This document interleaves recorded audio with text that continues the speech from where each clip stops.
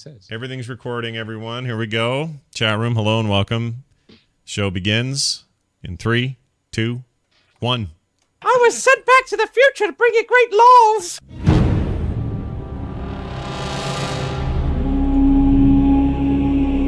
You're listening to The Instance.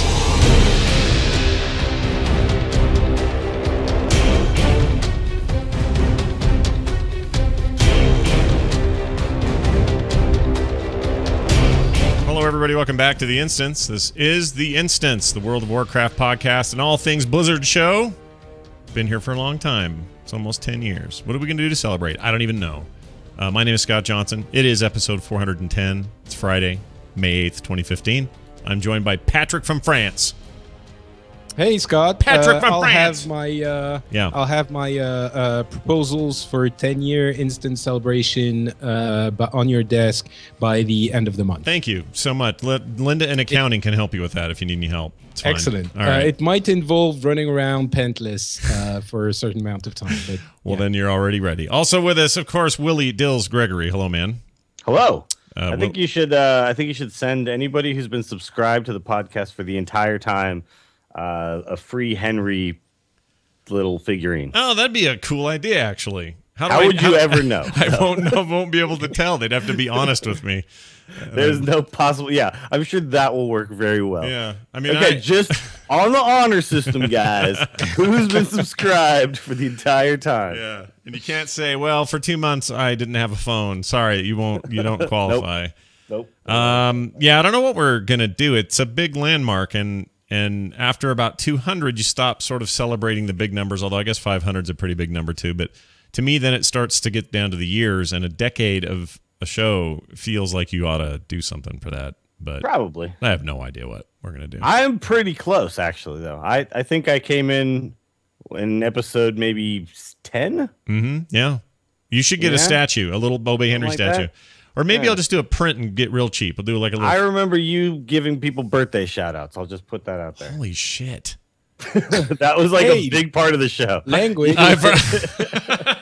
Captain France does not approve. No, when you guys would actually go through and give every single birthday shout-out that people sent in. Yeah, that was terrible. I Pimp can't believe we guild, did that. That was a thing. Why did we do that, though? That was because there wasn't as much to talk about. I guess so. I don't know. People there weren't as many people listening. There was, you could do things like that. I guess I so. remember which one's the first I ever listened to. I remember that it was 2006 when in the summer that I started sending a million different submissions for stuff. I remember the first one I sent was basically 15 pages of text. Yeah. And Andrew was reading them, and he sent, then I sent recorded pieces, and he sent me a message saying, "Thank you for not sending text again. I can't read all this." Yeah, he was in charge of going through all that crap, and he was very happy when Patrick from France became an audio submission and not a book submission each week. Yeah, those were the days. We'll reminisce on all of that and do something fun for a year. It's not till January, or a 10-year anniversary. So everyone just chill. It'll be fine. We'll come up with something before then. I rated the other night. I gotta say something about rating right now. This content. Are you gonna say you didn't drop anything again? Well, I'm not gonna complain about that because okay. that's a symptom of a larger disease, I think. So here's what I'm gonna say. I know that there's probably some people who absolutely are loving this particular raid content, that being Foundry. It's fine, right? I love it. I love that they love it. Great. I think that it is very, very difficult. Now, I know I'm saying this in the light of, in the last couple of years, people are like, "Yeah, stuff's too easy. Make it harder." All right? So I get it. But even on normal, that content, kind of rough. Rough to the point that I feel like raid nights are spent more banging your head against the wall and way less making tangible progression. And sometimes that can be a small bit of progression, but still, it just doesn't feel like it. Now, that being said, all my raid mates are going, "What are you talking about? You haven't even been in here in 3 weeks." They're right. I came in after about a 3-week break from raiding. I came in the other night, and perhaps this one, what's the roly-poly boss? What's his name? Jasper the Jackass, whatever he is. The roly-poly boss. Yeah, the one that rolls through the thing. You had to kill the boxes. Yeah, the one that goes through the little tunnels or not the tunnels, but the little pathways. It's almost like a random, but there's a little RNG there going on. Yeah, I'll admit too that most of my rating has been LFR, where I don't even pay attention to the names of the bosses. Yeah, you sort of. I don't know. I beat Black Hand for the first time this week, and I thought the fight was super fun. And when spoiler, everything breaks up and he's like, everyone down. I thought that was super cool. I didn't expect everyone to fall down levels as you would in a weird fighting game. But you're talking LFR though, right? Yeah. Okay, that stuff, sure. Everyone can do LFR. LFR is not hard. I'm not having trouble there. I'm talking about like straight up normal heroic area rating. When I'm doing that stuff, I just feel like we are banging our heads against the wall so hard that it becomes not as fun. Like, I don't know if it's just me. Maybe it's just me. I'm willing to admit, hey, maybe it's just Scott here. Maybe. What do you think, Dills? Is the balance a little bit too? Should they tweak it or? No, I think it's fine. Yeah. I think that I think that your experience, Scott, right now is probably that of a person who doesn't have the gear for the content that you're doing, and that makes it feel untuned. Maybe. You know? And like that's a combination of not rating that much and also of not getting lucky on drops. Yeah, it's also a little just maybe it's just fatigue over time, like. Yeah, but Gorgar. This is the worst name. Yeah. That's the guy that you're talking about, by the way. In French, he has a name in France. It's called Le Dick. Le Dick. We don't like Le Dick. But no, there's a lot of people complaining that this stuff is actually too easy, and that they've been able to actually get through it pretty quick. So if you're constantly out there and you're constantly in these raids, these aren't more difficult than the other stuff. See, that's interesting to me because everything I've been hearing, and maybe again, it's like you buy a car and then suddenly you see your car everywhere on the road you go because you see everyone else who has the same car you do. So maybe that's what's happening to me. But I'm seeing a lot of stuff on Facebook, Twitter, emails, people saying that it's breaking their long running rating groups up for they've been together for like 6 years. They're falling apart because they're getting so angry. The content is not fun for them because they're not progressing the way they want to. But are they talking about normal, or are they talking about like they're talking normal and heroic? I don't know about mythic. I mean, we're not hearing from a lot of mythic folks. Because the way I feel, I think that there might be some people who, heroic was kind of the top. That was the hardest level, and essentially what's happened now is there's this third level, which is supposed to be kind of equal to heroic before, right? Like mythic has kind of replaced heroic, and they supposedly have dropped these things down. But it seems to me more like what's happening is people are wanting to, like they say, well, we're the kind of guild that's supposed to be beating the top stuff at the time that it's out. Yeah. And they're having trouble with mythic, and that's what the problem is. Not like I don't think like people who are doing what we're doing, which is just raiding for fun because we enjoy hanging out with each other. We're just doing normal, which is not even normal, right? It's just flex, right? Sure. Like there's people like us who it's like if that guild is breaking up, that's not a problem with the content really, because I don't think that content is too hard. I think it's just the way that it's all set up now. People are expecting to still be at the top end, and maybe they're not because mythic is a little bit tougher than. Yeah, that could be. I don't know. I guess my overall point is even if some of that's just pure perception, I don't know how it's serving the game. I mean, if people are having fun, this stuff seems like you can get over it, even if things are hard or difficult, or you bang your head against it or whatever. Like, I don't know how many times you and I sat through a complete, cluster F of the Lich King dropping, what the hell that was that called? What was that goo he put on the ground in the final little bit of the fight? Defile, whatever it was. Defile, yes. Over and over and over. How many times we wiped on that thing? But I never wasn't having fun.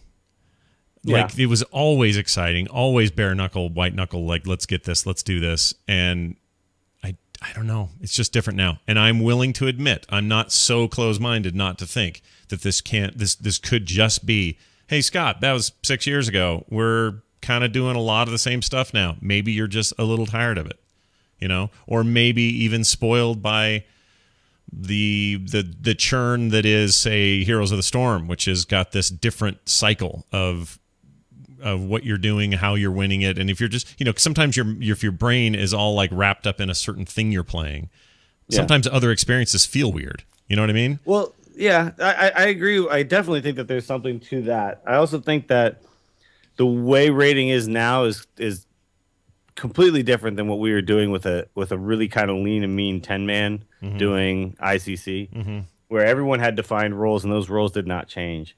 We always had 3 healers, 2 tanks, 5 DPS, right? Yeah, always. That was just how we rolled, right? That was what it was. It was 10-man. Now with Flex, I think some of the nights that I've come in and we've struggled is because we have 3 healers and we're a team of 22, right? And that's just 3 healers, 19 hunters, and 19 hunters, yeah. and and a couple tanks. Yeah. But no, it's I think with the way Flex is now, the teams are not as like set in you need this amount of this and this amount of that. It's just kind of we roll in with whatever we got, and then if the fight feels if the fight feels like we need more healing, people are dying, we ask somebody to switch to their second spec, and that might not be their area of expertise, and it doesn't necessarily mean suddenly like the fight's going really smoothly. It's just it's a little more chaotic now and a little more all over the place. Yeah. Whereas before it was like, I tank, Manny tanks, you guys DPS, these 3 people heal. You guys all have like these little teams that are very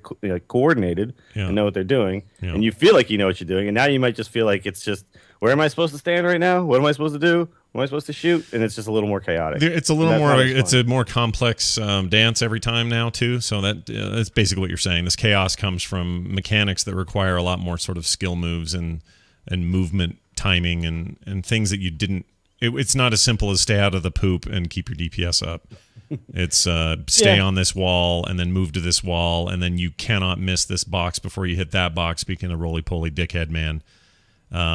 Yeah, it's just a different place, and I could be listening to all the wrong voices, and everyone's thinking this is the greatest raid content in the history of the world. I don't know. I don't think everyone's thinking that. I think if anything, this particular raid, Blackrock Foundry, feels to me like the middle raid. Yeah, the middle raid tends to not be the memorable one when all is said and done, right? Yeah. Well, what was Old War, first or middle? Middle. Was it middle? Well, Old War was fantastic, but Old War was also a special case.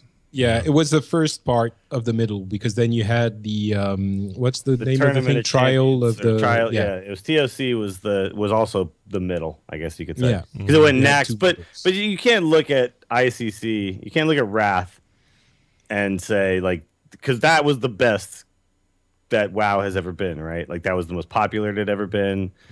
It was the hype, right? Technically, Cataclysm, the launch, brought it to 12 million, and that's the most popular it's ever been. But I guess you could say, if you want to talk about one point in time, sure.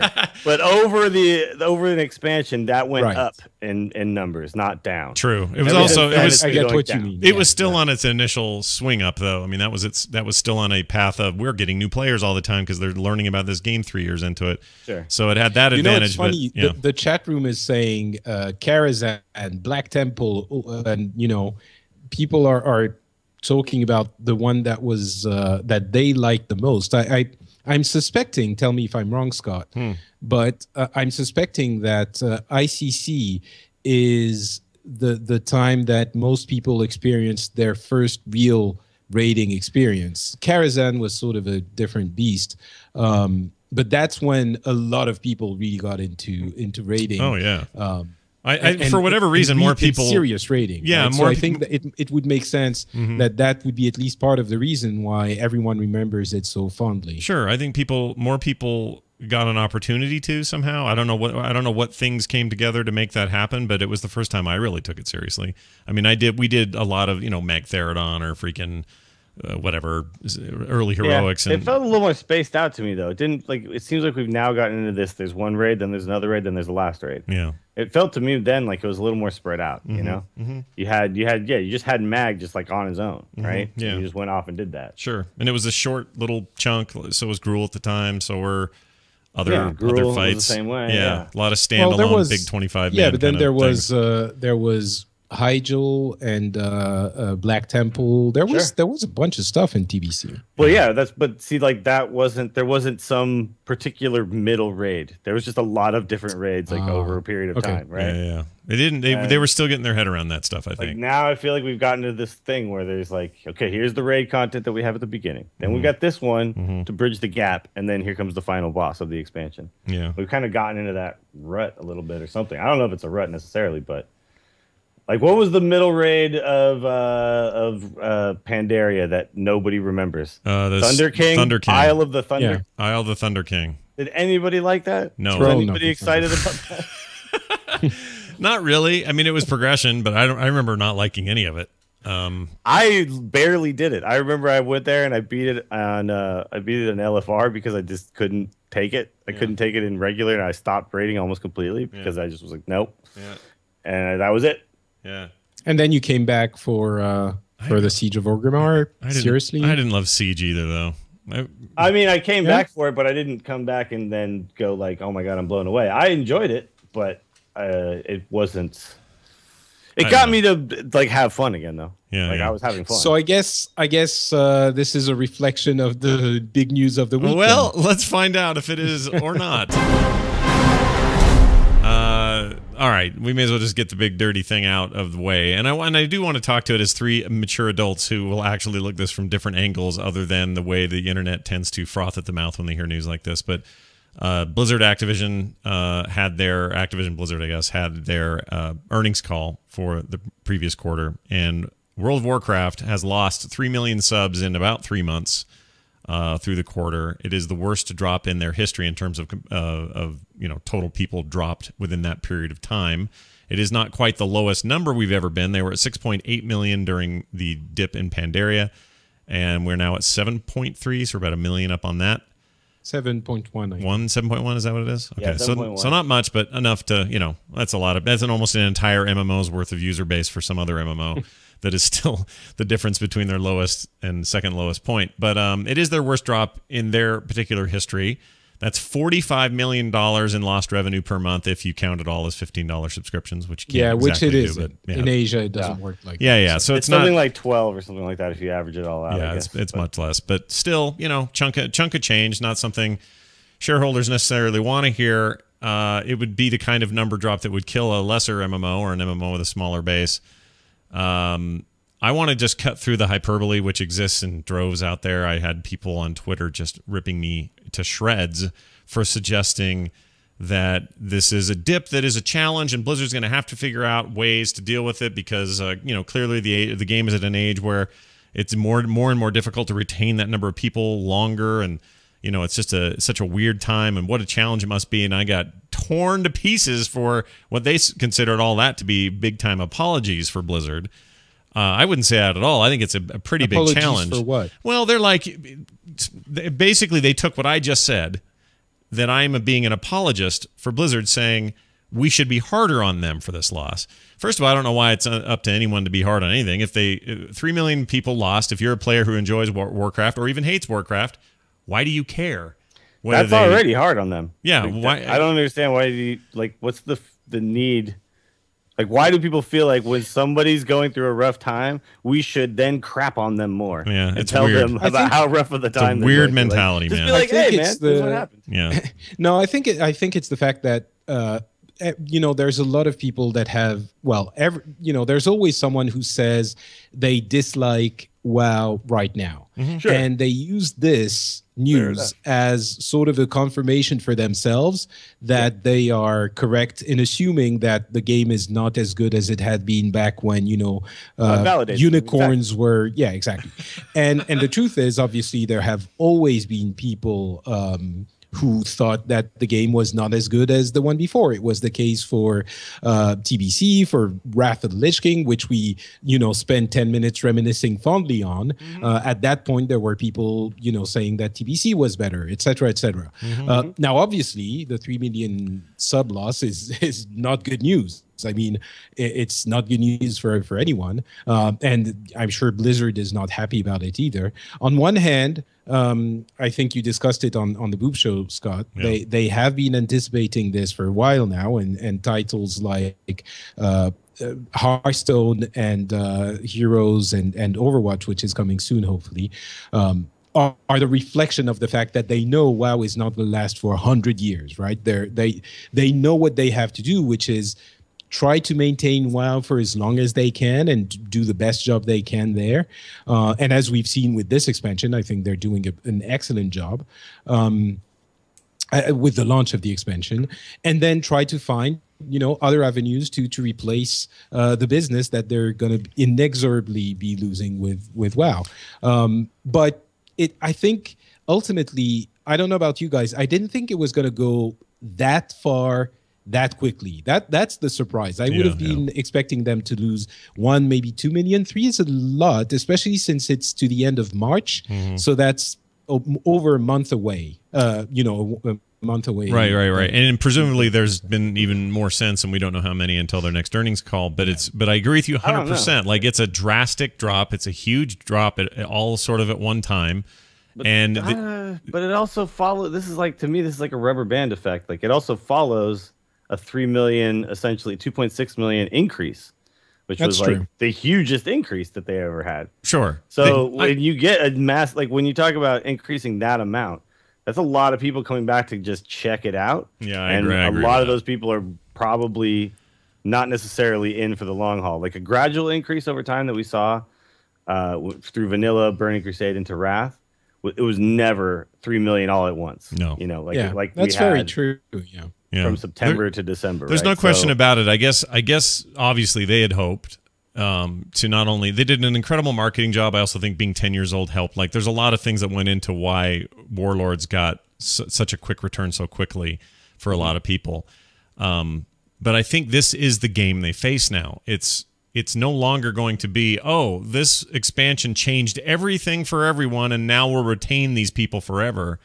I don't think they can do that anymore. I don't think I don't think they expect to do that, though, either. Yeah. I think that they're very aware of their place now with what World of Warcraft is, which is still far and away the highest number of subscribers for any MMO out there.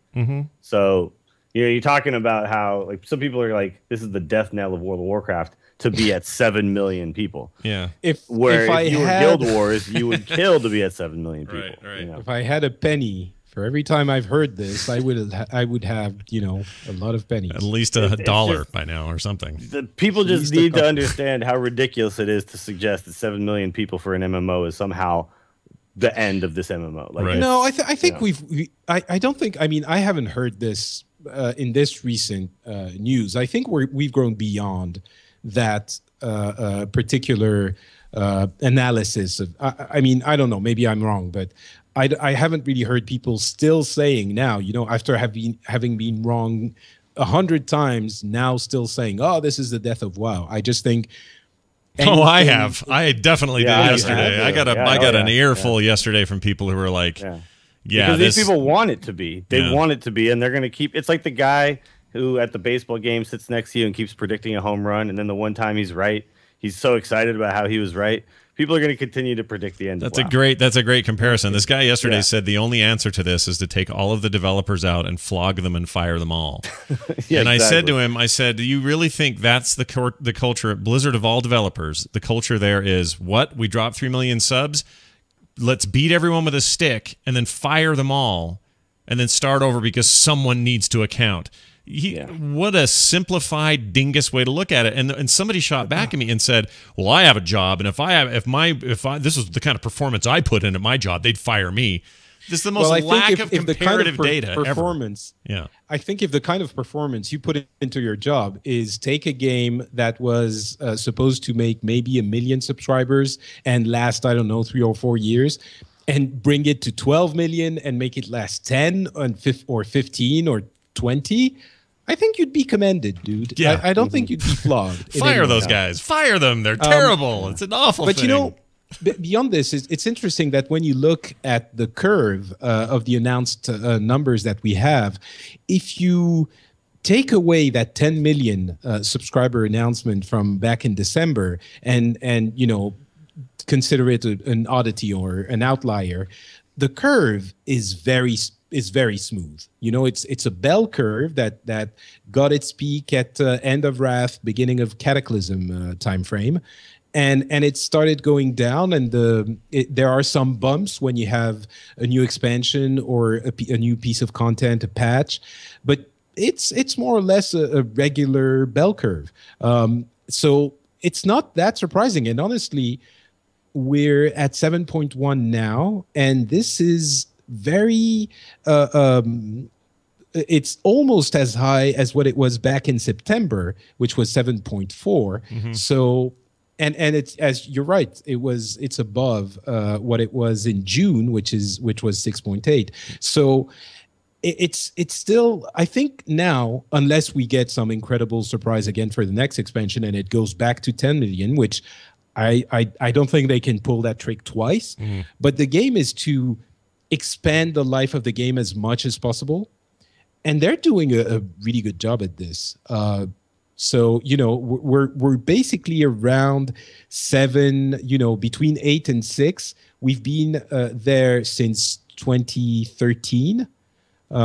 So I don't think that's a bad job at all. I just want to sit some of these guys down and say to them, though, it's okay. Look, if you are bored with a game you've played for 10 years and it's just not for you anymore, it's okay to be bored. You're never gonna win that battle. I guess not, Scott. but they act so weird about it. It's so like this weird entitlement, or you know, 3 million.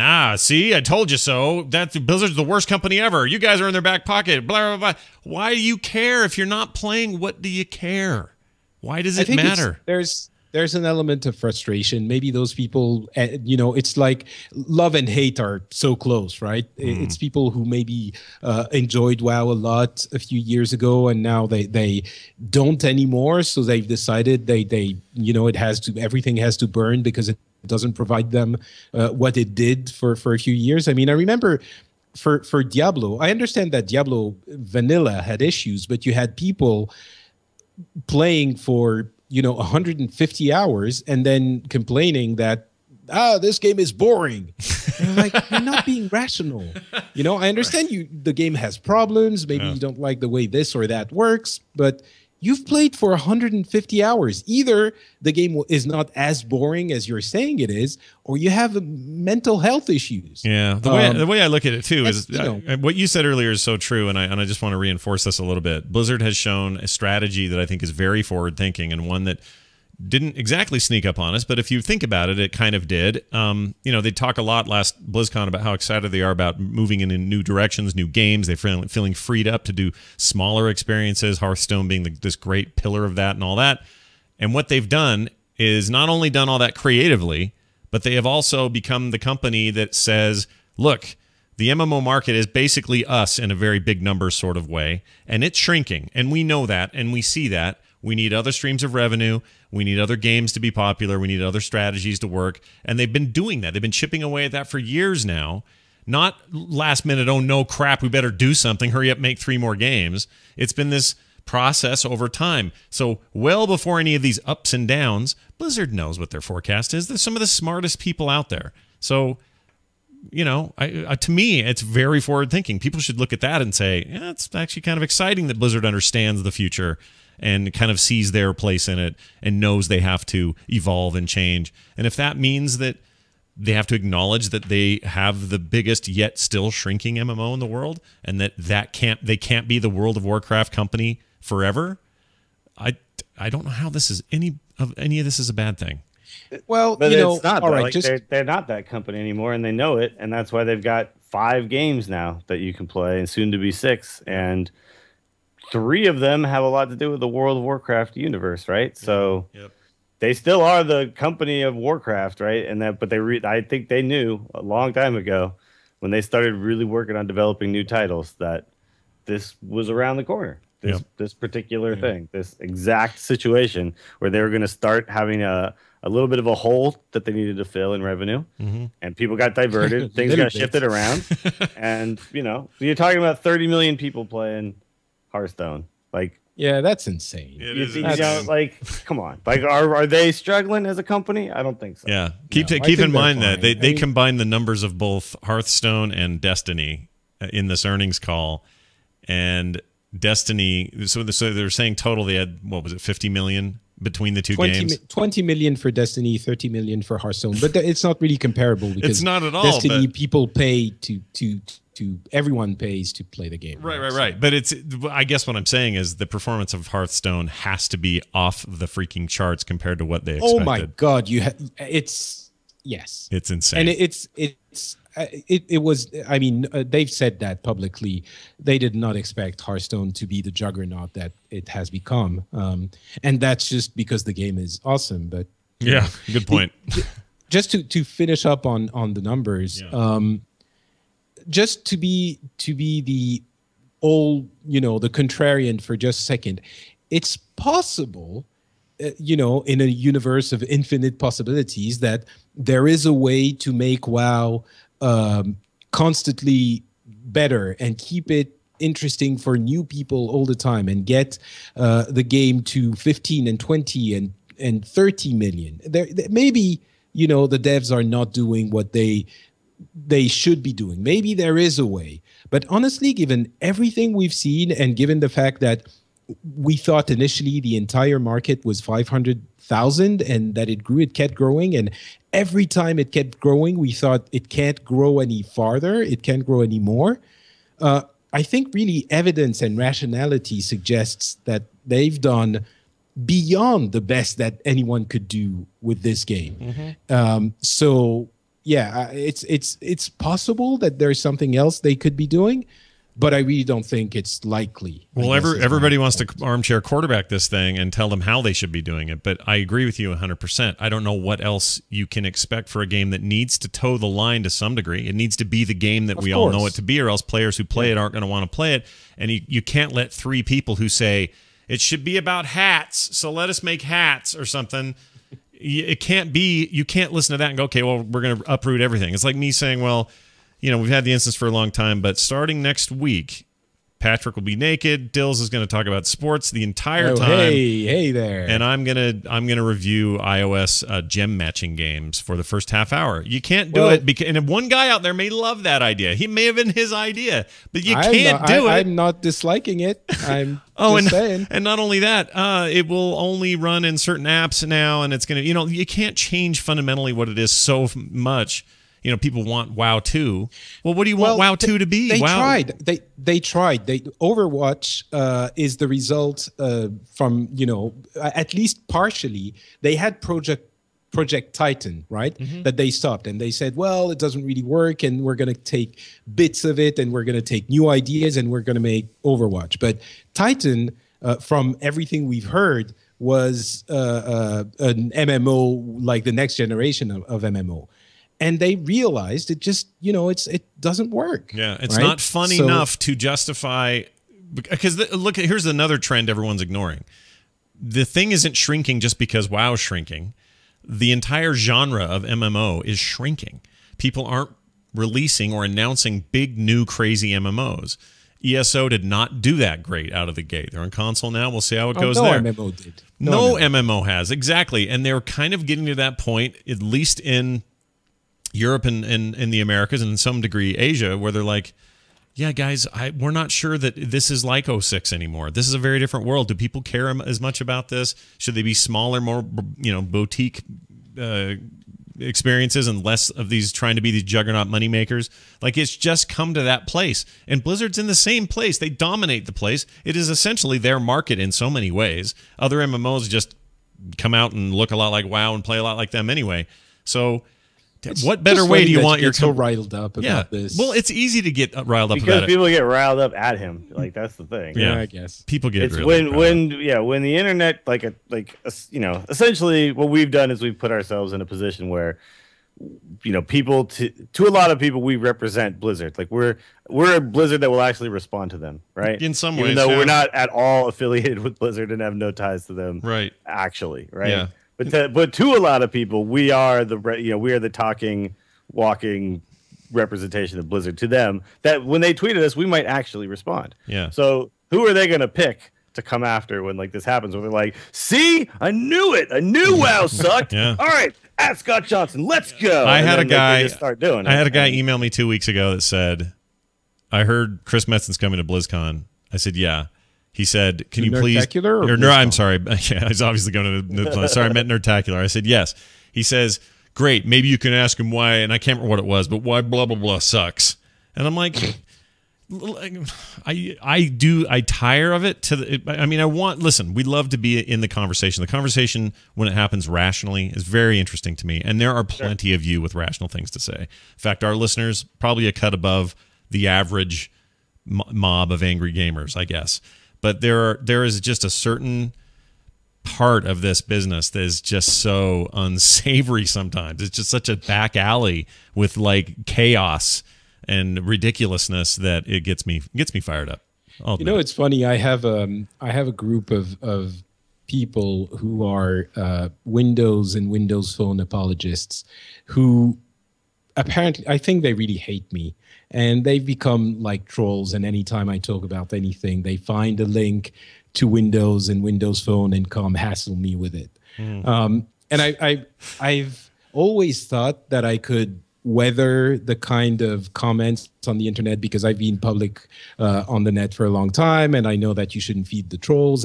But sometimes it's just so difficult to not respond and not get angry. So I completely understand. And there's so much bad faith in the way they communicate, and so much, pent up anger at their parents probably, or someone. Yeah. And you're like, and it's very difficult to just brush it off. And I understand what you mean. So I'm getting it now. I understand why you get riled up. And I don't do it that often, right? Like we try to keep it on a thing. And listen, before you all send me stuff, well, you weren't such a fanboy, Blizzard. No, I just want to make this clear. I'm a giant fanboy. I love everything they make. I do. I love them all. But even I'm kind of bored with WoW at the moment. I mean, I'm just at one of those places. It just happens.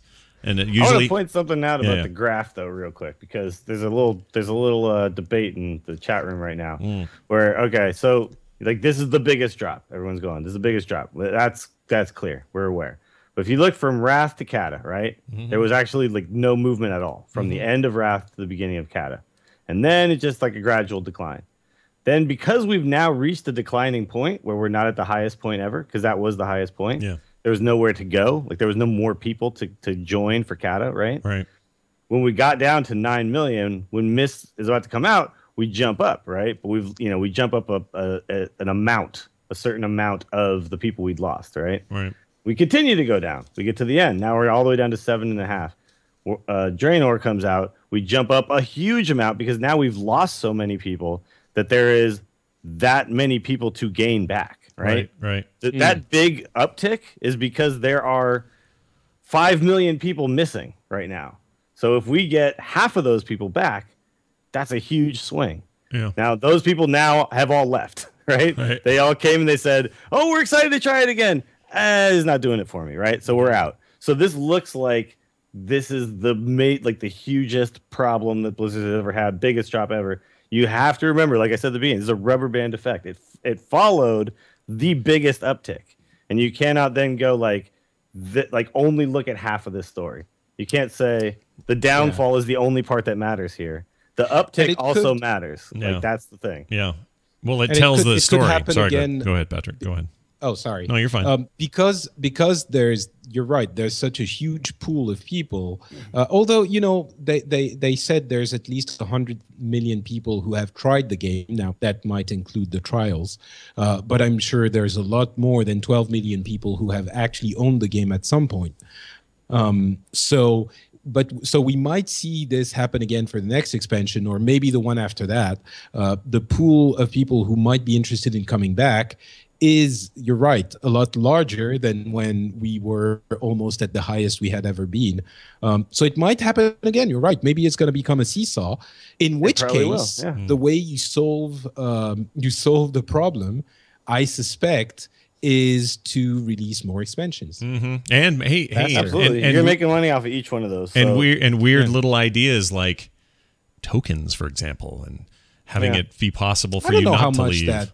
Well, it didn't have any effect on these numbers because it wasn't out yet when these numbers were released. What they did say, and it says it right here, is that because of the value-added services, they have actually had performance, like the revenue performance has actually been okay. Yeah. Like they're not like we look at it and we go, oh my God, they lost whatever, 45 million or whatever you said it was, Scott. Sure. But according to this actual earnings call, they've actually made up for some of that with some of the services they've added on. Sure, so sure. It's not as dire as it looks. Just if you just look at this one thing, and that's all I'm saying to the people like who are having this debate in the chat is that you can't look at one part of the story and think that you've nailed it, that you know exactly what's going on here. Yeah. You have to look at everything surrounding it. You have to look at the fact that, during Pandaria, they went from 10 million to the end, they went to 7.4, and there was a drop of 1.5 million at one point, like right after it hit. It's basically, obviously people weren't happy with what was going on. It's basically an example of complex systems at work, and you have to. And when you have a bigger variance, when the upticks are bigger, the downticks are bigger too, and that's just how it works. So that is how it works. So that other stuff helped. That was nice. Again, tokens were not accounted for in this. We'll see what that impact had, if any, or in what direction or another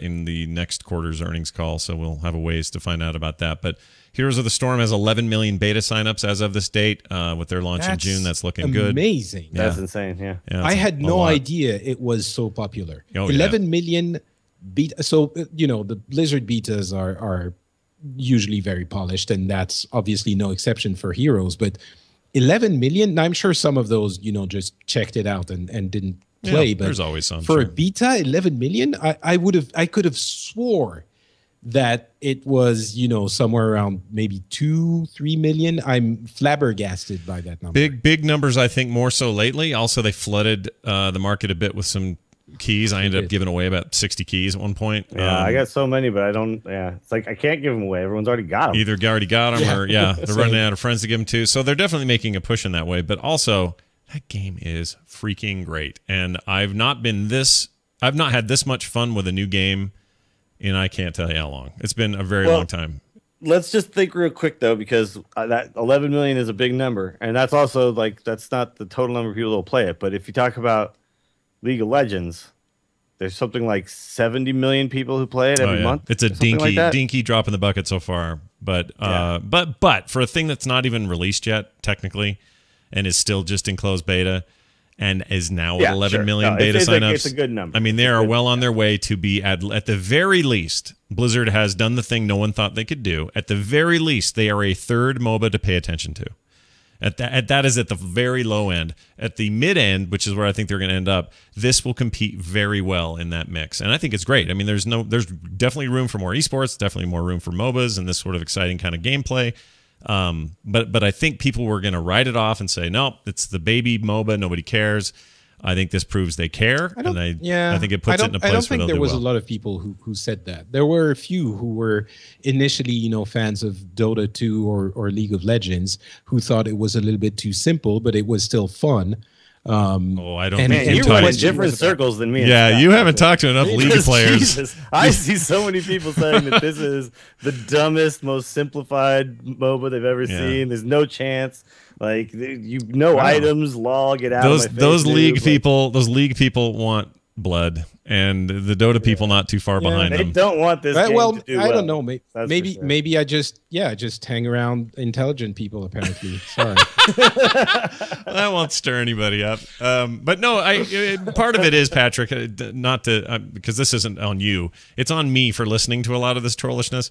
But it's a very fierce market. Riot has a lot of money and a lot on the table, and of course, I just think it's impressive.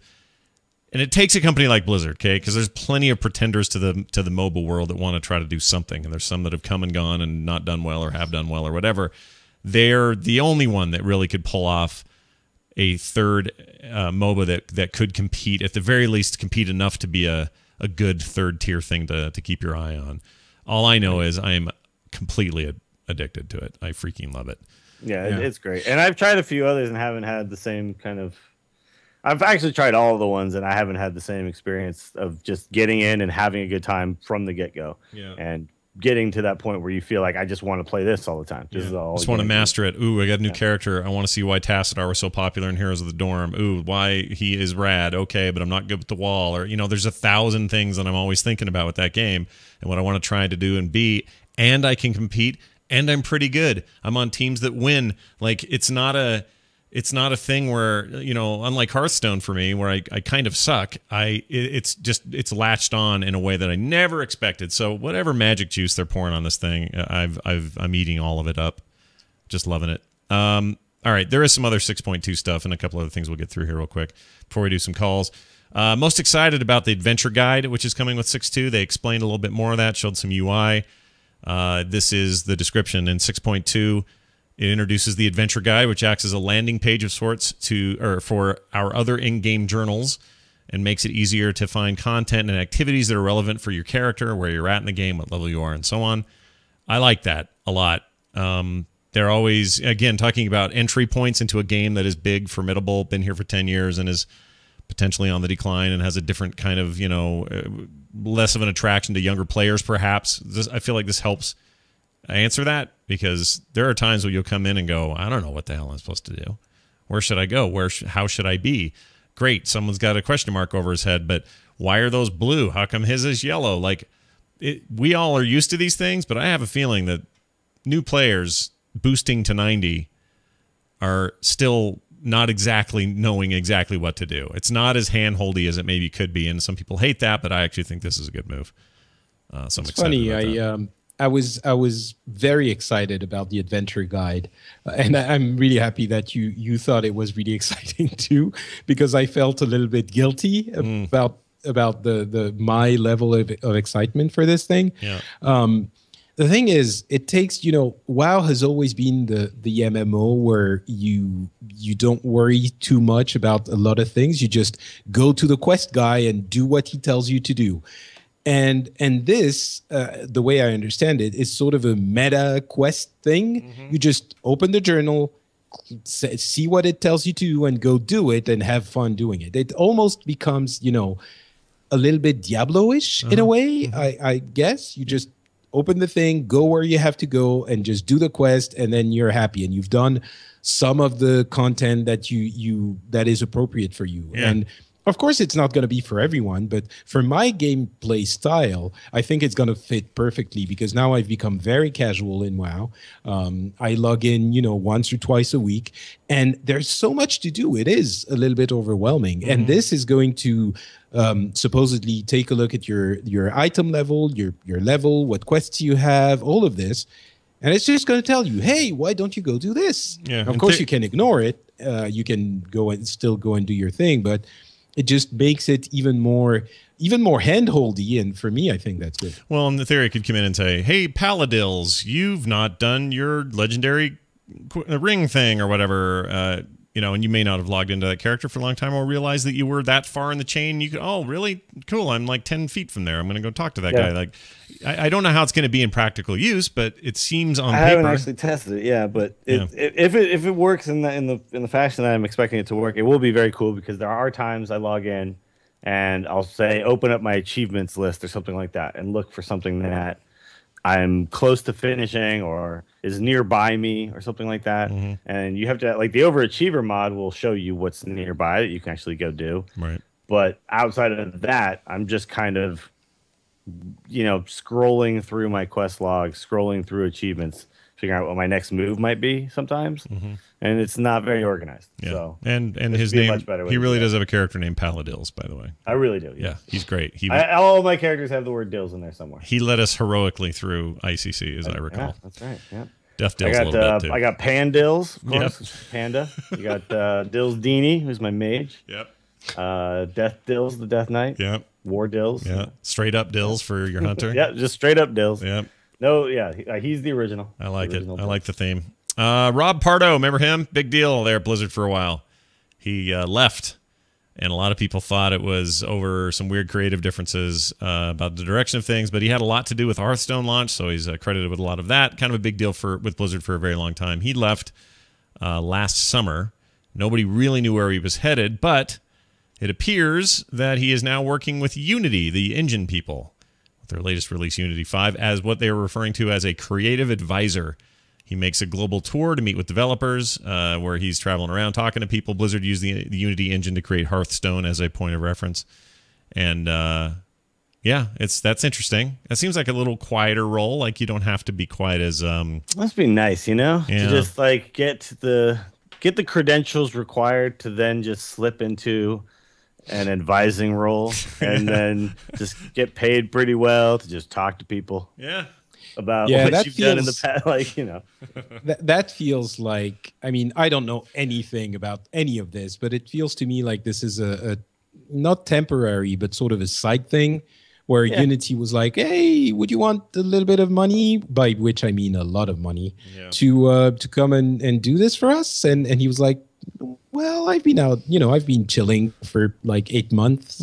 I guess I could do a little bit of but I don't think that's what he's going to end up doing. I can't imagine Pardo is not going to either be hired for an obscene amount of money by another company. I'm sure there are tons of companies, courting him every day. And you were sort of very light on what he did. He is basically at the core of every major success that Blizzard has had well, not every major success, but a lot of the major successes that Blizzard has had for the past 15 years. He was the WoW 3 guy, the Warcraft 3 guy, the WoW guy. He was essential to the building of Blizzard from the 80s up, the 90s up. Instrumental in getting the movie made finally too. He had a big hand in that. So So ultimately, he's either going to be hired for a lot of money, or he's going to start his own thing, I'm sure, and launch his own company. Maybe he just wants to chill. But I don't think that's I wouldn't be surprised if he comes back in a much bigger way than Creative Advisor. Do you know how quickly I would purchase a book that told the inside story of Blizzard? I would love to read and I'm not looking for scandal here. I just mean I want to read about the time where Morhaime, had to go cash credit card money to pay payroll, and those early lean years, and the falling apart of the deal with the Warhammer people in Games Workshop, and then instead doing Warcraft, and interesting. Yeah, what it's like to see StarCraft become a national sport in other countries, and it just must be it's got to be a fascinating tale, or at the very least, I wish someone would do like a really in-depth, well-made documentary about the rise of Blizzard. Well, we have a lot of those for Apple and IBM and Apple and Microsoft. Yeah, if we can have 7 Steve Jobs movies. Right. We can have Oh, you mean that? Yeah, like a docudrama. How about that? Like, who would play the role? Josh Gad can be one of those guys. It's got to be a bunch of. I guess I just have Silicon Valley in my head as the starting of Blizzard, and I probably shouldn't do that, but I bet it's fascinating. I think instead of that, you should just get it should be like Tom Hardy plays, just a bunch of beefcakes at The Rock. Yeah, as Mike Morhaime. I love it. I love it. Welcome to BlizzCon. Just have that whole geek is thing with somebody. Actually, Morhaime could play. You smell what the Morhaime is cooking. Metza could play himself because he's kind of badass, but everybody else. In there. He's fine. Finally, a little note here: if you want to get more lore in your World of Warcraft life, you can now pick up the short story Apocrypha. It is a downloadable PDF written by Matt Burns, and it uncovers the mysteries of the Arakoa Society. So if those damn birds are, their history is something you're wanting to dive into, well, hot damn, Matt Burns has you covered. Go get it. It's on the official site. I've always been wondering about those Arakoa. I know, right? Don't trust them.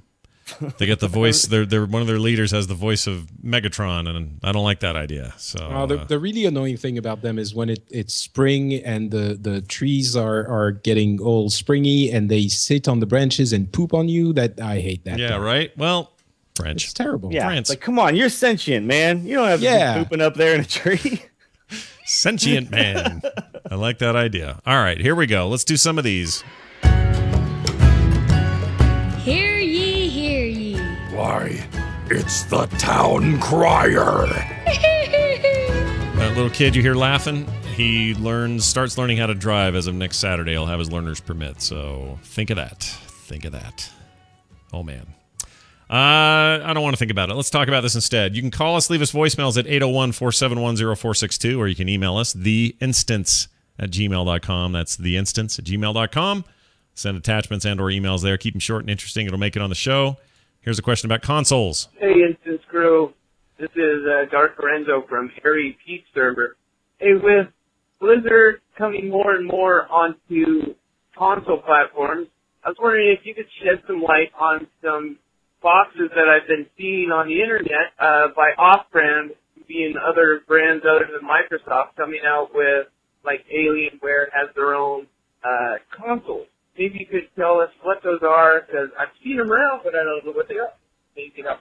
All right, so these are basically, some are Steam boxes, but essentially you're talking about PCs that connect to a TV and kind of behave like consoles, are more controller-centric, that sort of thing. You can run Steam Big Picture mode on them. Nothing new there, but the core of his question is one that we get a lot, which is, well, we keep talking about how, World of Warcraft wouldn't work in a console environment. Would it work with one of these boxes? And the answer is yes, but you'd still need your mouse and keyboard. Sure, it would work. You'd plug it in. No, you well, technically, you can plug in your PC. You can do it right now. Yeah. Yeah. But if that's it doesn't work in the sense that yes, you can sort of put a piece of wood to support your mouse and keyboard, but you need the mouse and keyboard. Traditionally, when you're in front of your TV, you're going to have a lean back experience with the couch, and everything is going to be the even on the UI portion of it. Yes, your TV is going to be huge, but the UI is not really designed for that kind of format.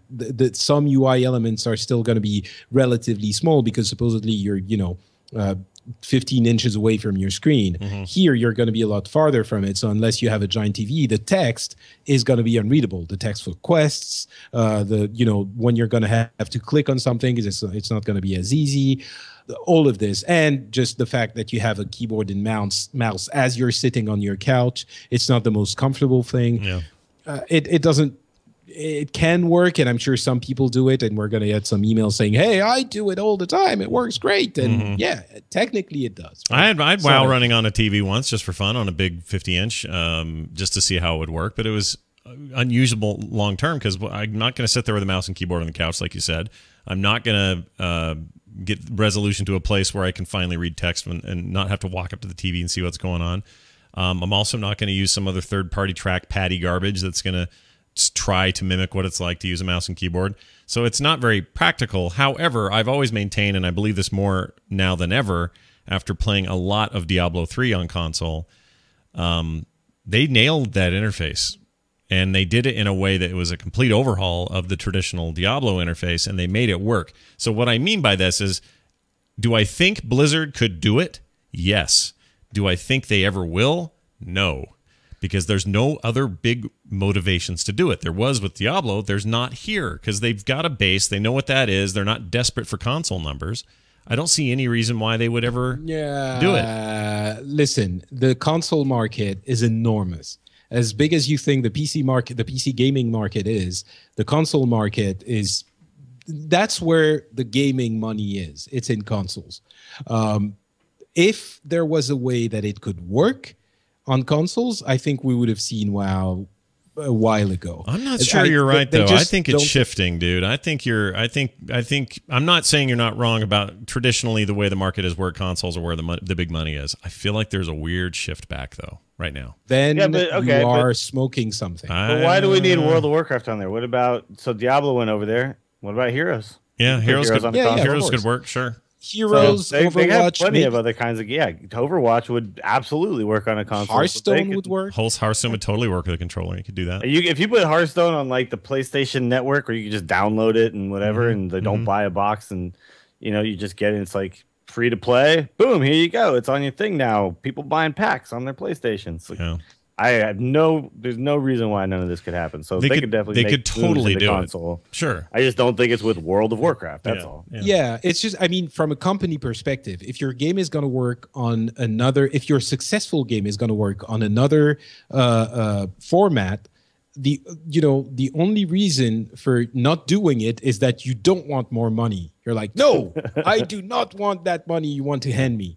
And that does not make sense. That's why I'm saying if they could do it, they would have. Yeah. See, Diablo works really well because if they could do it well, you sell the box, right? So the box, like Diablo, the game, you buy the game, then you have the game. Heroes would be, I think, another thing where it'd be like a downloadable thing where you never buy the disc. You don't buy a disc and put it in. You just download it over the networks, which is now such a huge thing on Xbox and PlayStation that all this makes total sense. Yeah. It's a time they could do it more than ever, for sure. No question. I remember mentioning this when I was someone mentioned this while I was playing a Heroes game with Garrett, and Garrett was Garrett went immediately into Garrett, mode, which is like, no, this will never work. And it's like, no, because you're used to the keyboard, right? And I'm used to the keyboard. So I probably wouldn't play. Like, I don't play Diablo on console, and I probably wouldn't play Heroes on console.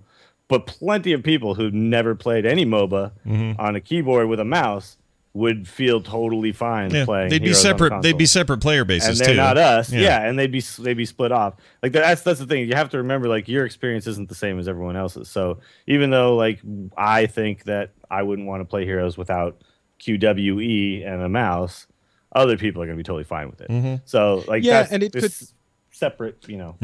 It would be a separate player base, and it would probably be just like Diablo. It would need to be adapted to some extent because you don't have the pointing device and all of this. So it would need to be adapted. But yeah, absolutely, because you have to be able to, like, engage with your mini map and things like that, which is tougher to do.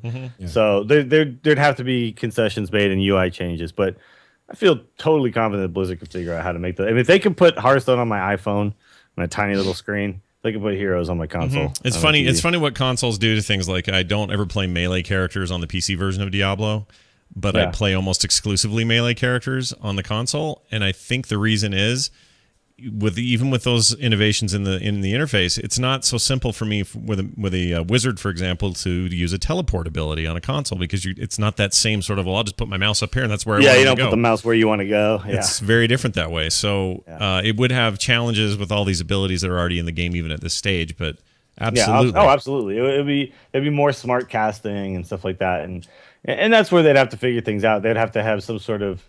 It's like, I don't know if you guys ever play like Madden or stuff like that, where you essentially choose your receiver by kind of pointing in that direction. Yeah. So you do things like choose your target by pointing in that direction, and then your skill shot would go off kind of at him already, and things like that. Like, mark my words. I will be shocked within 12 months.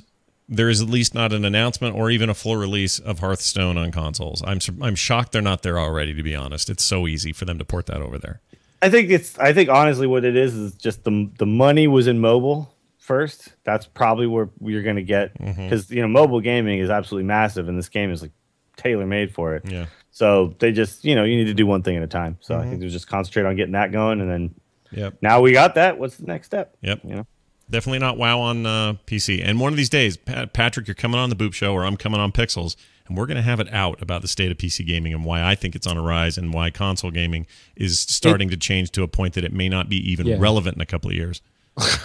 Yeah, we could have. Well, what I'm saying is, right now, PC is on the rise, of course, but it has a long way to go before. Look at the numbers. Anyway, all right. I don't think it's as long as you think. We'll have a discussion. It's not as long. It's not as long as you think. I think it is much shorter distance than you think now. Well, listen, the day that prices of games on PC are the same as the ones on consoles, then we can start to talk. The reason why they're cheaper on PC is because it's a small market. But they're not. See, they are. If you want to go buy a AAA title, you're going to pay $60 either way.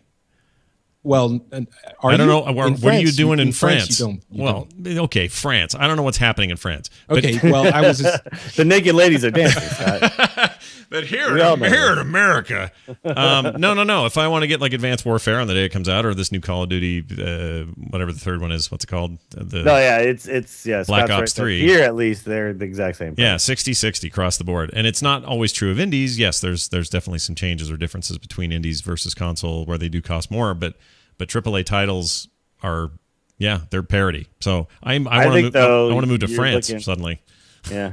I think you're looking, though, at the biggest change that would be made is when you can buy a gaming PC for $400. Yeah, there you go. Good. Because right now it's like, if you're not somebody who can build your own PC, or somebody who has some actual serious cash to drop on like a doghouse system, you're gonna just go, well, PlayStation 4, $400. Yeah, there you go. Now you're totally right. I'm playing. You're totally right about that. But there is there's disruptive things coming. Like these Steam boxes, if they actually do what they're claiming they want to do, you are talking about a $300 or $400 device. That's what I'm saying. These machines are kind of the start of that. Yeah. Which would then even the playing field.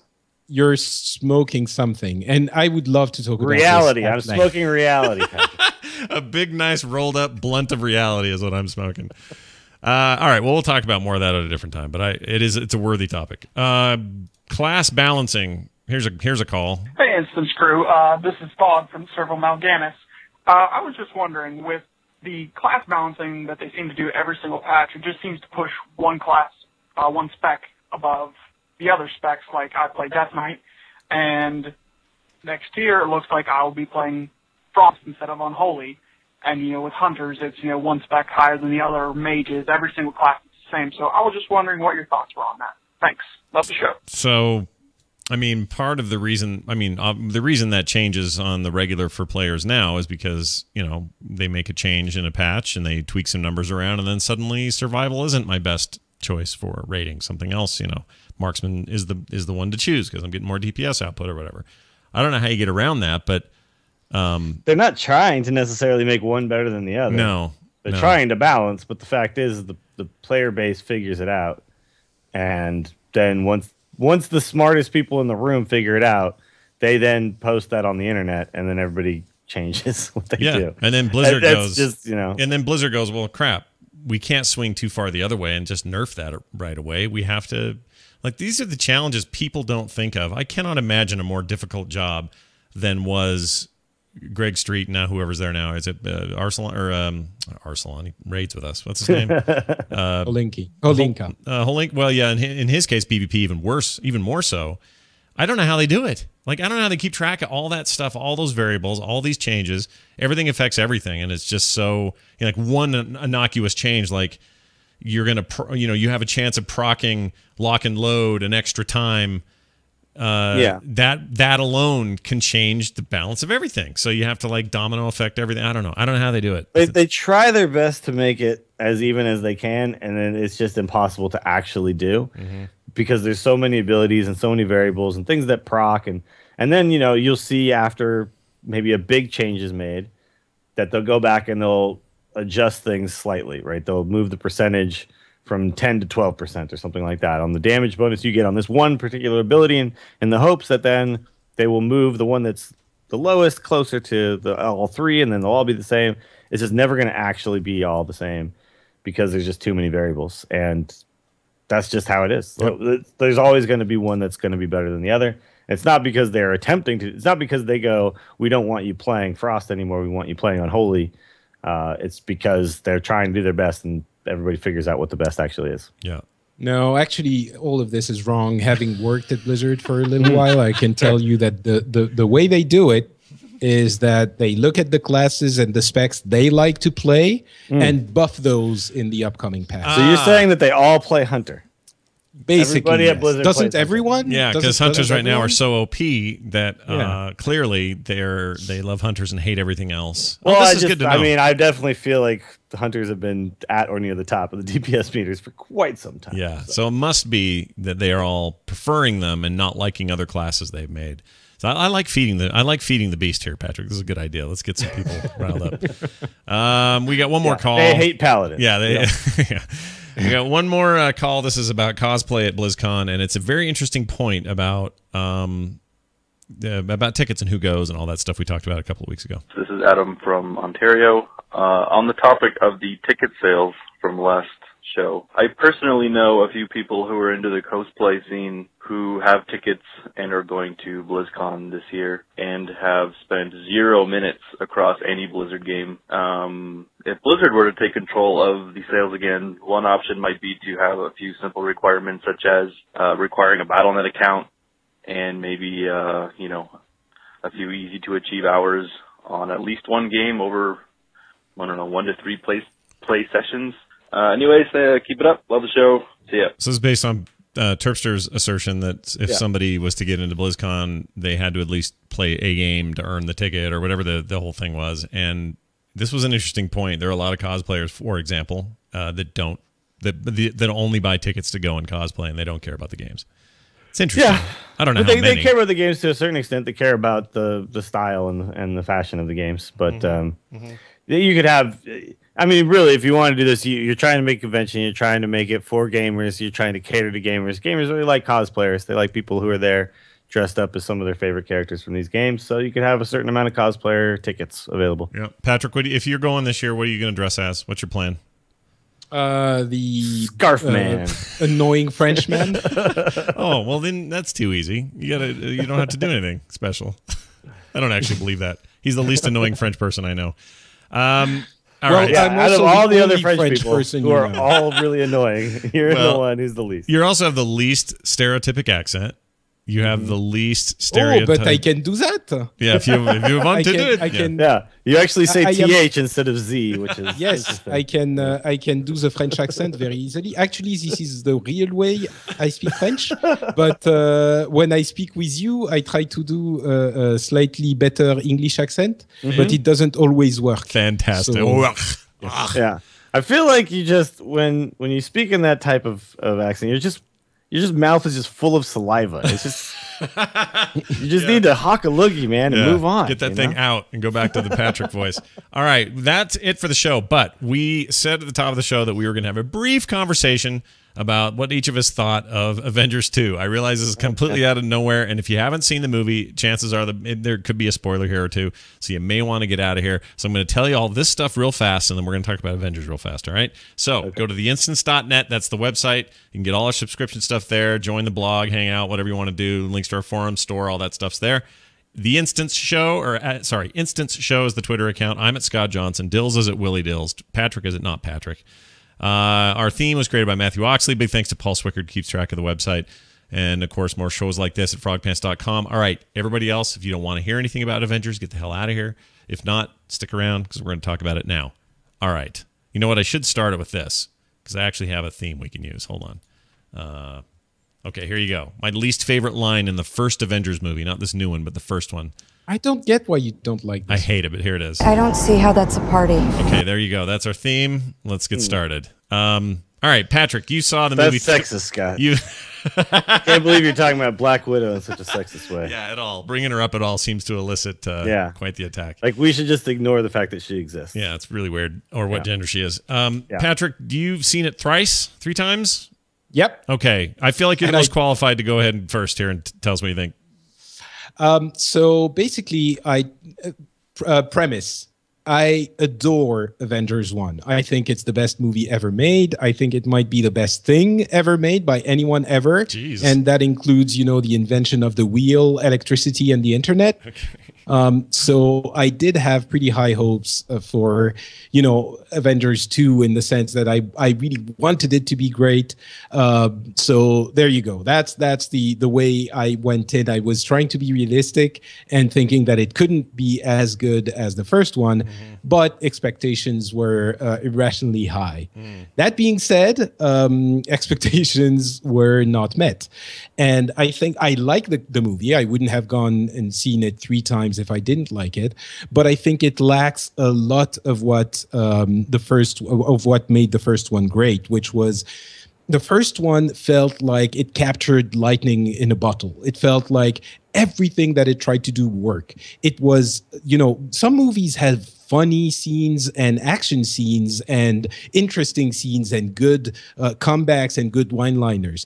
This one was one continuous version of all of these at the same time. The action scenes were funny and exciting, and the Avengers together, and that incredible coming together of the Marvel universe. But more importantly, it was one movie experience that made sense, that concluded the phase 1 of the Marvel movie thing satisfactorily. It was very well crafted, and it contained everything that we need and we wanted from that everyone could have wanted from that last movie of the phase. The second one feels like I would say a couple of things. It feels like not like the end of a story. It feels like a link in the chain of the Marvel movies. And it feels like a movie, one of the first movies that is so comic booky and not just movie-y, that I understand that the super comic book fans love it and can't see anything wrong with it, but it's one of the first ones, one of the few ones that I wouldn't recommend to that I wouldn't necessarily recommend to the not comic book fans. The other ones I could tell anyone, just go watch it, you'll have fun. This one, it's very, very comic booky with its good sides and faults. And everything in this movie every single scene, every portion of the movie feels like it's a setup for something that's coming later. And everything that isn't a portion of a scene that isn't given the space that it needs to not suffer from the fact that everything else is a setup. And nothing breathes in this movie. Everything is constraints. I mean, the twins, the Romanov twins, are not developed enough. The vision feels weird. I think everyone agrees that the scene with Thor when he goes into the pond of weirdness, it makes no sense. And we know that Joss Whedon was fighting the execs from Marvel because they wanted to include it, because obviously it sets up Thor 3 Ragnarok and you know what's coming afterwards. But Whedon didn't want it in his movie. So I didn't dislike it, but I thought it was definitely, absolutely not as good as the first one. Yeah. And it failed in ways that I hoped it wouldn't. Yeah, I'm kind of in agreement across the board. I want to hear what Dill says first, but the part that really rang with me is the nothing could breathe. I call it half-baked, or just the way it's paced didn't allow for any of these characters to get developed. Even ones that are well-developed, they felt like they were different characters almost than... You know, Captain America, it's almost like Winter Soldier and all the emotional exploration that happened there between him and Black Widow. It's like it didn't even exist in this version of the universe. So I would agree with that. But where are you at with it there, Dills? I thoroughly enjoyed it because I didn't go in thinking that I needed it to be the greatest movie of all time. I thought this is the second installment of what's going to be 4 films, essentially, right? Because it's going to be... So it's kind of the middle Wars 1 and grade 2, in a sense. Yeah. Exactly. Well, but to me, this is what I needed. I needed a film that's going to link what happened in 1 to where we're going when Thanos hits the scene. And I thought this was great. I thought the action scenes were incredibly well done. I had a great time watching it. I did not have any moment where I was like, this isn't breathing enough for me. Like, I just didn't, I don't know. I didn't care. Yeah. I was just like, oh, awesome. Yeah. No one can pick up the hammer. This is great. Oh, it pays off. You know, like there's a lot of really cool stuff that happened. And agreed. To me, I just had a fantastic time watching it. I don't have anything negative to say about it because I guess I didn't go in with a bunch of big expectations that it needs to blow me away in you know, a million ways. I just went in going, I'm going to watch some Avengers fight. It's going to be great. Ultron, James Spader Ultron is going to be awesome, and he was. The climactic final scene I thought was really, really fun to watch. Yeah. How you feel about robot? I don't feel the need to crap on something that was just really enjoyable. How do you feel about animated robot lips? How you feeling about those right now? Are they okay with animated robot lips? Yeah. Did he have animated robot lips? Yeah, I thought he just didn't even have a mouth. No, he had a mouth, and it drove me crazy the whole time. It's a small thing. It's a dinky But the thing is, now I'm going to start defending it. The thing is, if he doesn't have a mouth, then what is he going to have? Like a hole with a light that lights up in a different color when he's speaking? Yeah. Like, no, but it wasn't like a super crazy exaggerated mouth. It was why don't you go ahead and give Iron Man an animated pair of animated lips? He has a mouth for no apparent reason. It doesn't do anything. with Iron Man, you have Tony Stark. You can have the Tony Stark face on your screen and see what he's saying. Yeah. No, by the way, that actually is kind of annoying. The whole like, let's cut in on Tony inside the suit because it doesn't make sense.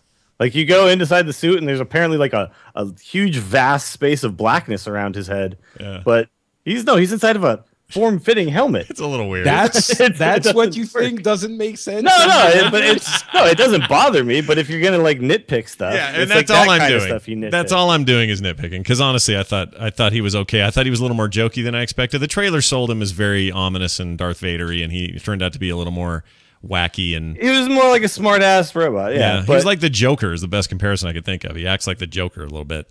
And that was fine, whatever. There are moments in that I thought were brilliant. All the Hulkbuster stuff, amazing. That scene in the church when they all start kicking trash, one of the best little montages of like, let's see what each hero is doing in this small space I've ever seen. They did one similar in New York in the first movie. I thought that was just brilliant. There were moments of absolute brilliance, but they didn't let this story and these characters develop enough, and especially the new ones. And it's an old problem. When you have too many villains or too many heroes or too many whatever, you don't have the time to kind of expand on everybody. And when Hawkeye gets the most meaningful treatment, something's just up. Like, your new characters aren't getting enough. Like, I'll tell you what, and I've said it before, I'll say it again. The death again, this is spoilers, people, if you've hung around.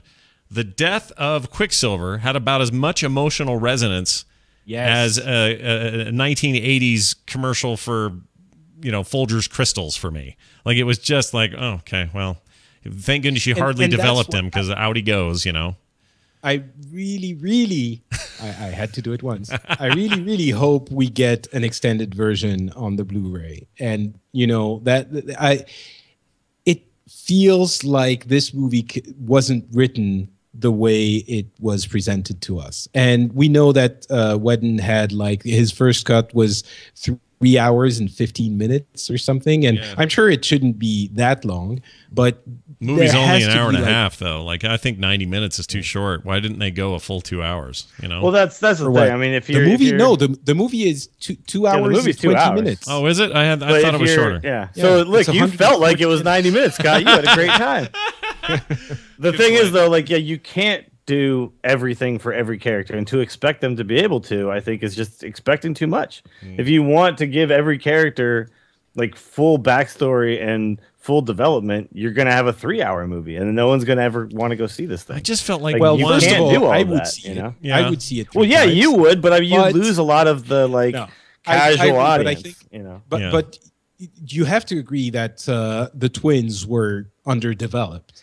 Oh no, absolutely. I mean, they came in and it was just like, who are they again, and why are they here, and what's up, and and her powers weren't really explained, and suddenly she was giving them all these crazy dreams, and you're like, oh, that's what she can do. Oh, okay, I guess. Like, I just have to buy into it, right? Yeah. And that kind of stuff was just kind of presented like you should just know that this is what they can do, right? Right. And yes, that is a problem. But again, you kind of have to just accept that because we're in movie land, and in movie land, you have 2 hours to tell a story that if you were reading a comic book that has multiple issues that can really go and delve deeper into things, and you wait a month for the next one, and then you get it, and then it's like if that's your medium, you can do all of that. Sure. But to expect a movie to be able to pull that off is just unrealistic. The first one, yeah, totally did. That's what's weird. I guess that's where I was left a little bit. I don't know if it did though. Really, like Yes, I think it did. No, not 100%. Not 100%. And I understand. The first movie also had the ability to go like all of our characters have all already had their own movies too. Of course. They were all developed before you even got here. Like, yes, I agree, Dills. It wasn't the same. They movie. got away with something. There were differences. There were differences, of course. Okay, so we needed a Quicksilver movie and a Scarlet Witch movie, and then they can show up in Avengers. Hey, you 2. did. Like, those two are married in Godzilla, so that all worked out. Well, they showed up at the very end of other movies for a split second, right? And that's you just add 20 minutes to the movie and develop the characters a little bit more. And also, I mean, you didn't need Vision in that movie. It's cool that it's there and it's a fun little thing, but you didn't need it. The reason you needed it was because you wanted to introduce the new Avengers, right? And because he's going to play a role in the next movies. Yeah, and but also his stone. That stone is very important. Like that's of course part of the whole deal, the story they're telling. Of course, but not for this movie. Yeah. It's important for the setup, and that's what I'm saying. Everything in this movie is setup.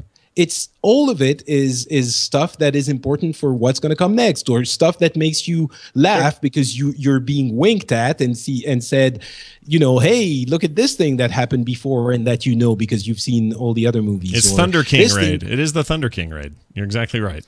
It's Empire Strikes Back too. It's all of these things. Like maybe Empire Strikes Back is great. I love Empire Strikes Back. But when you talk to people about the original Star Wars trilogy, most people go to Return of the Jedi and A New Hope, and that's just how it is. Yeah, they're wrong. The second movie is a link between the first one and the third one, and I don't think it's just that. I don't think it's just that, but maybe. But I think I'm really hoping that it's going to become better with a director's cut, and that's what makes me think it's not exactly the same thing, because it feels like this movie is not what it could have been easily. There would have been easy ways of making it maybe not as good as the first one, but bring it close. And now it's kind of Thor 2 or Iron Man 2 level. And I realize that they are also the middle raid in their series. So right. The only trilogy I can think of that really pulled this off is Mad Max. Like Mad Max is like Well, the second one is the one, yeah, right? You're right. And like, You're right. Or actually, Dark Knight trilogy, like that's the second one is the one. Like I agree. It's very few and far between when the second one is the one that pulls it off, right? Well, and when they do it, it's because they to be the tell one. a completely different story. But in this case, I don't think you can do that because the final story is the story, and everything is leading up to that. And of course, the first one is the one where you get introduced to everything, and it's really cool, and you're finally starting to see it all come together. And then this one is just kind of destined to be what it is, which is the link from the first one to Thanos showing up and the final payoff of all of this stuff. Yeah. And it's just kind of destined to be that, you know? Yeah, Terminator 2, that's another good point because that one, but that wasn't supposed to be like the middle part of a trilogy. Like that was essentially going to be just a sequel and maybe the last one ever. Right? It was also it was also Cameron's chance to go, all right, well, now I have a bunch of money. So now I'm going to do this the way I really want to do it. And he went crazy with it, which was, the first movie was in all, as far as budget and kind of all intents and purposes, basically it was an indie sci-fi movie. So I kind of agree with that. But I also think, like when I was a kid, I felt differently. But now, if you're going to say, look, you can only watch one Star Wars movie today, well, I'm picking Empire.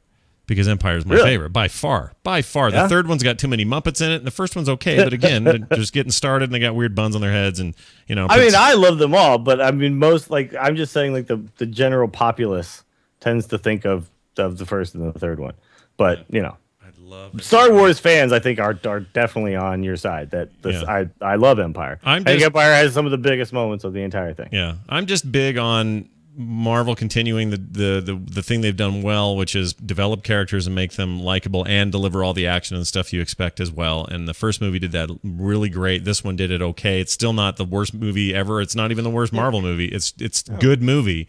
It's just a chance to carry that on his heart. And the fact that Whedon's made all this like stink and hubbub behind the scenes about how there were a lot of creative differences with Marvel. They were demanding one thing, he was demanding something else, makes me think that this is the first time they've ever said, "Oh yeah, there's a director's cut." They don't talk about that with other Marvel movies. They haven't said it. It's just everyone's speculating. Right, but they're speculating for a reason, which is he's been moaning that his stuff got cut, and it does feel like things were missing. So here's a chance to fix all that, and maybe there's more to these characters. But if you just sit down and just watch this movie and don't have a bunch of things of what you want it to be or expect it to be, it's a thoroughly enjoyable movie. Like there was no part in the movie where I'm just sitting there like boring. Move on to the next thing. Like, I agree. I agree. Or bad effects or any of that stuff that takes you out. I disagree, Dills.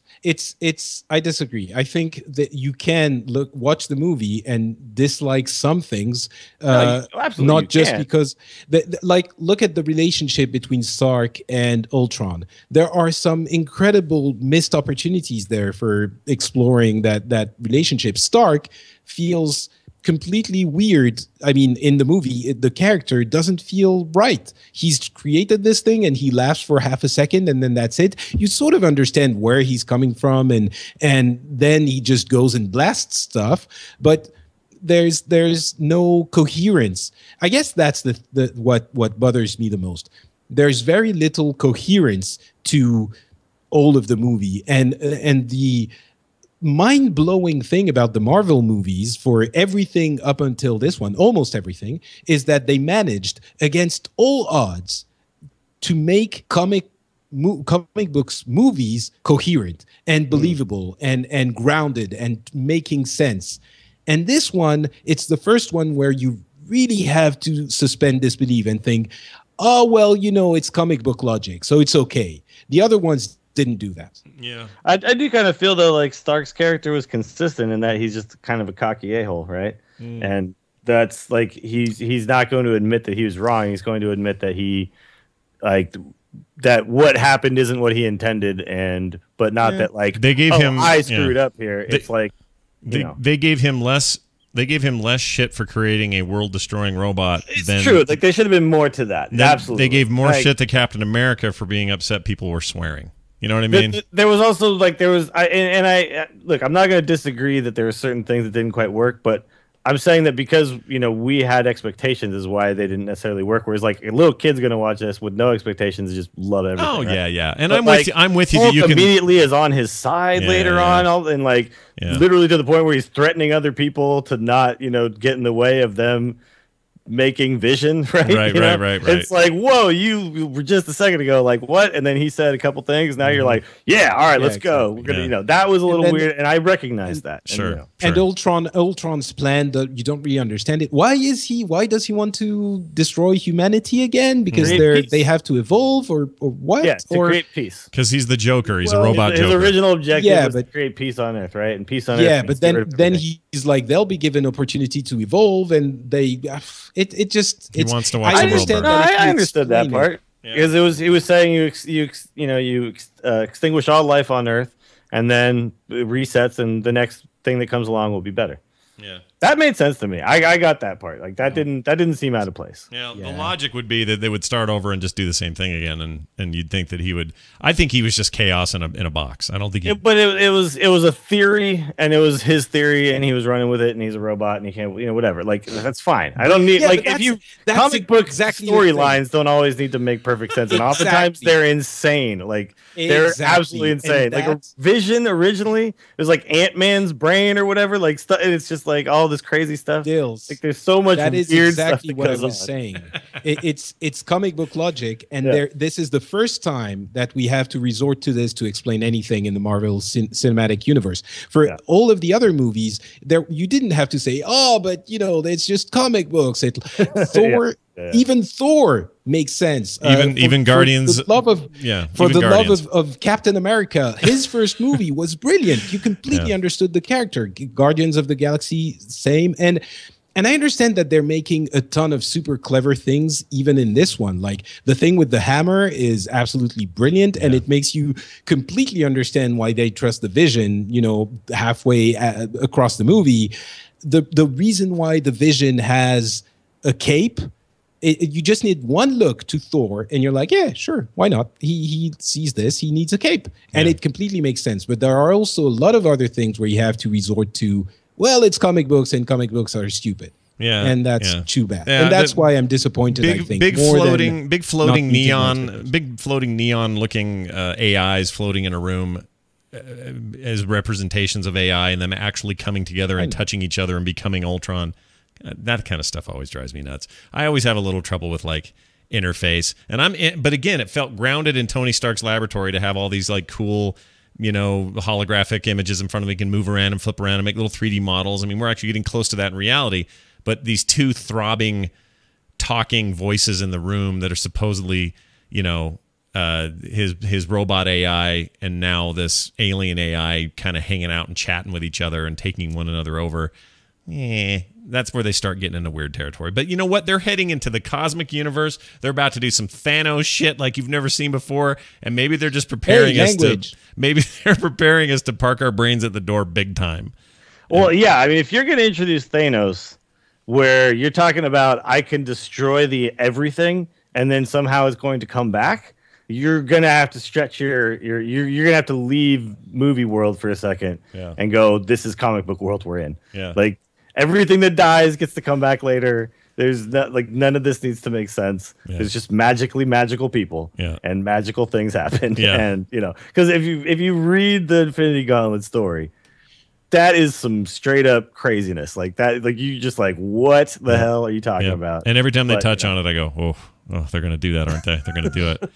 So but they managed to make it work with everything else. Yeah. No, so far I agree with you. I'm with you 100% on that, and it didn't feel that way with this one as much. Not as much. I have a feeling that Silver Wisp is getting pissed because I spoiled potentially what's going to happen. I'm sorry, but these comics have existed for a long time. Oh yeah, it's like, come on, dude.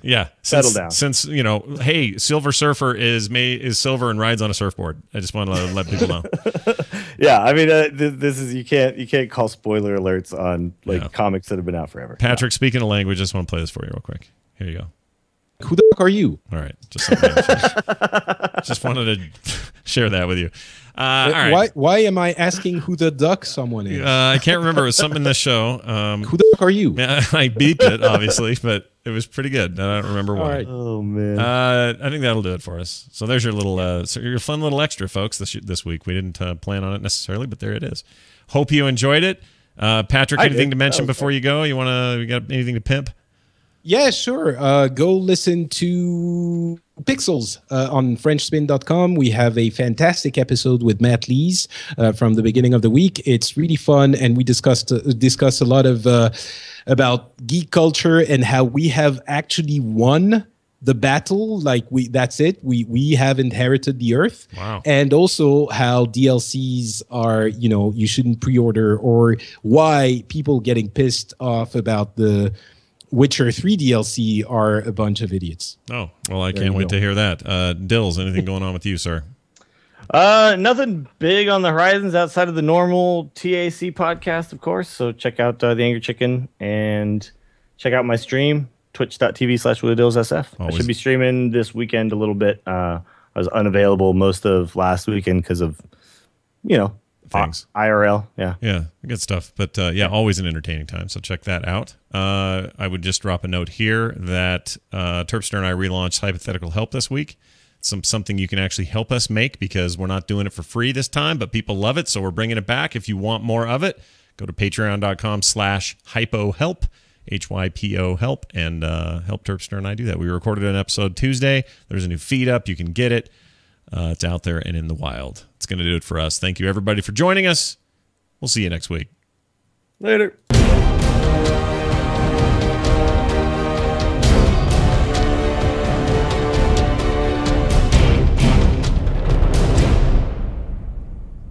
I enjoyed our Avengers time. Yeah, that was fun. That was great. Thank you for allowing me to rant. I like it about all of this. I like Patrick going off. I mean, I'll admit, I only saw it once, and I saw it in a drive-through where we actually were driving for like the first 2 minutes. Yeah.